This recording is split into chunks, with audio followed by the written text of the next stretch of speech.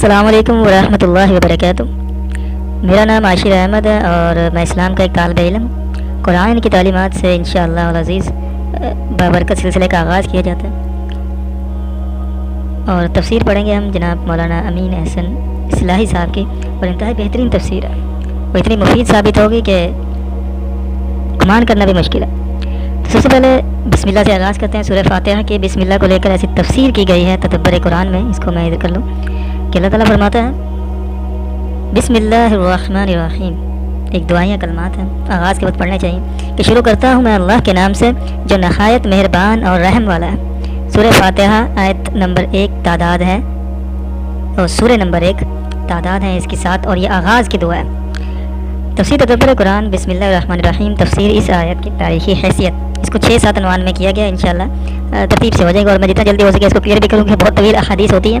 تو قرآن مجید کے مطالعے سے معلوم ہوتا ہے کہ اس آیت کا مضمون بہت قدیم زمانے سے اہل مذاہب میں نقل ہوتا چلا آ رہا ہے۔ یہ فصیح و بلیغ الفاظ تو ممکن ہے پہلی مرتبہ قرآن مجید ہی میں نازل ہوئے ہوں، لیکن جہاں تک اس کے مضمون کا تعلق ہے، کسی کام کے آغاز و افتتاح کے لیے اس قدر موزونیت و مناسبت رکھتا ہے کہ دل گواہی دیتا ہے کہ اللہ نے اس کی تعلیم انسان کو بالکل شروع ہی سے دی گئی۔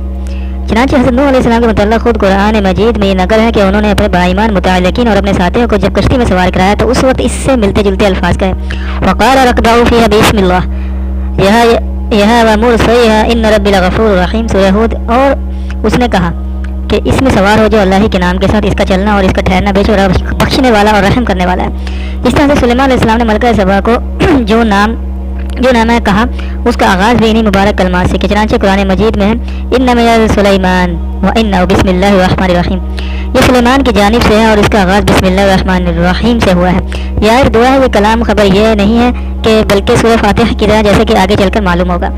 یہ دعا ہے کہ ایک سلیم الفطرت آدمی کے دل کی یہ ایک فطری صدا ہے جو ہر قابل ذکر کام کرتے وقت اس کی زبان سے نکلنی چاہیے۔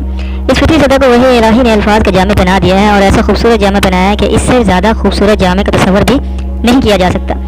کوئی کام کرنے سے پہلے جب یہ دعا ارادہ اور شعور کے ساتھ زبان سے نکلتی ہے تو اول تو پہلے یہ قدم تو انسان کو متنبہ کر دیتی ہے کہ جو کام وہ کرنے جا رہا ہے وہ کام بہرحال خدا ہی کی نافرمانی اور اس سے بغاوت کا نہیں ہونا چاہیے، بلکہ اس کی پسند کے مطابق اس کے احکام کے تحت ہونا چاہیے۔ ثانیاً وہ اس دعا کی برکت سے خدا کی دو عظیم صفتوں رحمان اور رحیم کا سہارا حاصل کر لیتا ہے۔ یہ دونوں صفتیں اس بات کی ضمانت ہیں کہ اللہ تعالیٰ اس کام میں اس کو برکت عطا فرمائے۔ اس کے اختیار کرنے میں اگر اس سے کوئی غلطی ہو گئی تو اس کے وبال سے اس کو محفوظ رکھے، اس کو نبھانے اور تکمیل تک پہنچانے کو اس کو قوت دے، ہمت دے، شیطان کی چالوں اور فریبوں سے اس کو امان میں رکھے، اور دنیا میں بھی اس کام کو اس کے لیے نافع اور بابرکت بنائے، اور آخرت میں بھی اس کے لیے رضا الہی کے حصول کا ذریعہ بنے۔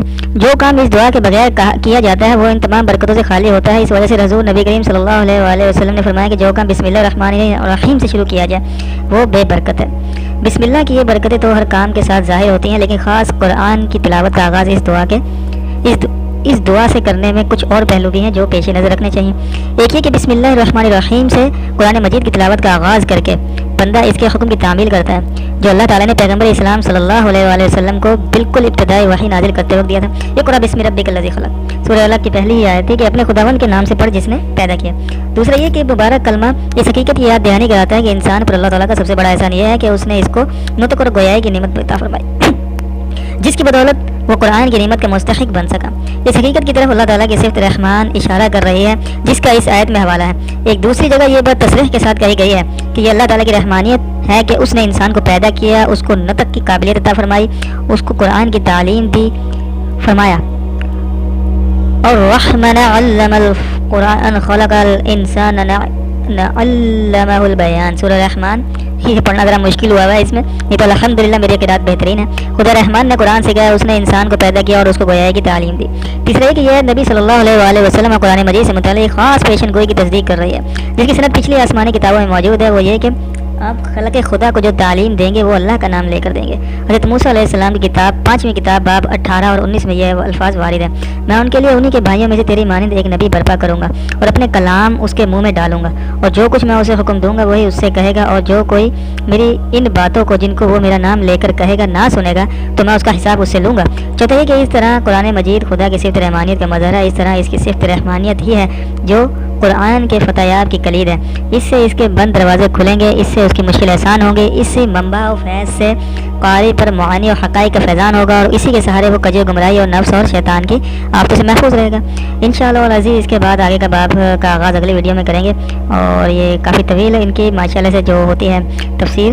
مولانا امین احسن اصلاحی صاحب کی امین احسن اصلاحی صاحب کی تفسیر ہے یہ. مولانا مودودی صاحب کی تفسیر بڑی کمال اہمیت کی حامل ہے. جاوید احمد غامدی صاحب نے بھی بہت بہترین تفسیر کی ہے اور میں نے پڑھی ہے، تو اس کو کریں گے، اس کو طویل کریں گے الحمدللہ رب العالمین.